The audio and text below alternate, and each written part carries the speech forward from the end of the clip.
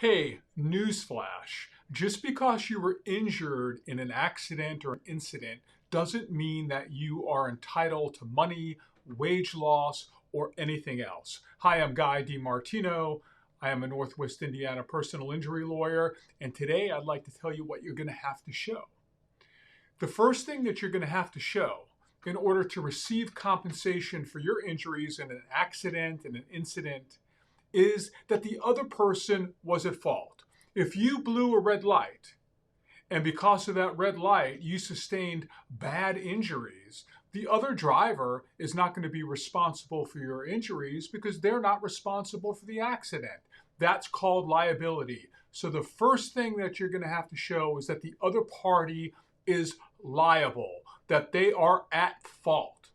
Second thing you're going to have to show is that the actual incident, the accident, was the proximate or legal cause of your injuries. What does that mean? That means you have to show that the car accident was the actual precipitating event for your injuries. Let me give you a case in point.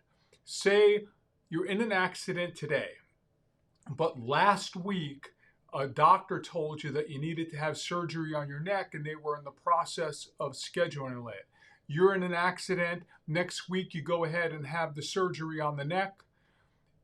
Unless the doctor says that the car accident was the precipitating factor for that surgery, you're not going to be able to be compensated for the surgery because the records and the documentation tends to show that you needed the surgery before the accident. That is causation.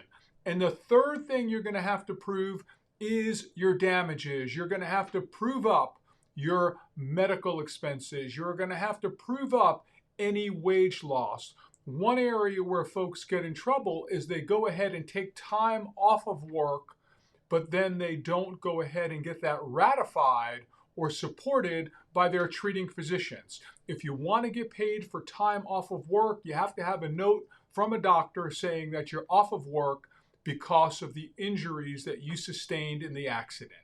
So there you have it. If you want compensation because of an accident, you have to show that number one, the other person was at fault.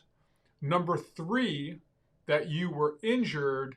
And number two, that the accident caused the injuries. If you have any questions regarding a Northwest Indiana personal injury matter, you can always reach out to me. I am Guy DiMartino, meeting you at the intersection of law and medicine.